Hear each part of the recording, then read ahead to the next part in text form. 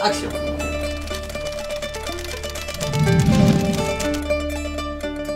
Frédéric Leonardi, physicien des polymères.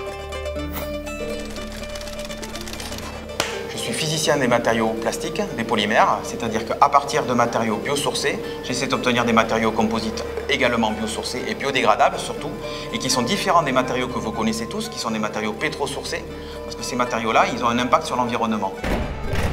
Pour un monde biodégradable, pour obtenir notre polymère biodégradable, nous avons besoin d'un matériau, d'un polymère qui est le polyacide lactique et d'une fibre végétale. Nous avons choisi la fibre de lin. Pour faire le mélange de ces deux matériaux, à partir de la bobine de lin, nous utilisons une extrudeuse.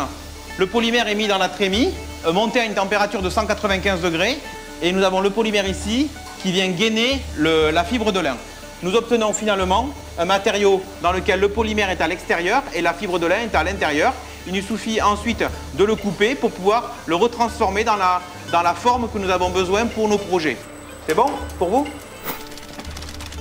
Nous voilà dans le hall matériaux. Nous allons caractériser par un essai de traction. Nous allons donc tirer comme ça dans cette direction sur cet échantillon de matériaux biocompostables.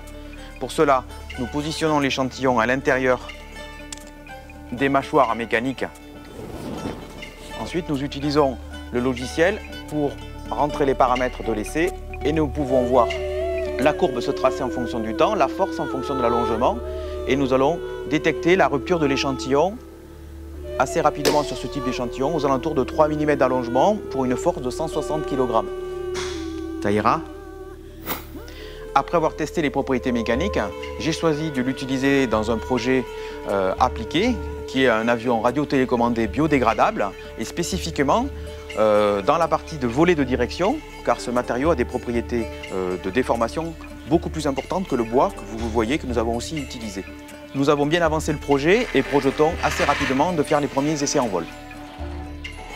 Les applications industrielles de ce matériau sont par exemple dans l'industrie automobile des pédales d'embrayage et j'ai en ce moment un projet avec un laboratoire espagnol. On va en faire. Je m'embrouille. Pourquoi j'aime ce métier? C'est parce que c'est un métier avec des solutions techniques à trouver pour les transmettre à des étudiants, avec un aspect échange. Il y a un contact très important avec le milieu économique. Et enfin, il y a un impact de mes recherches sur le monde écologique. Frédéric Leonardi, physicien des polymères.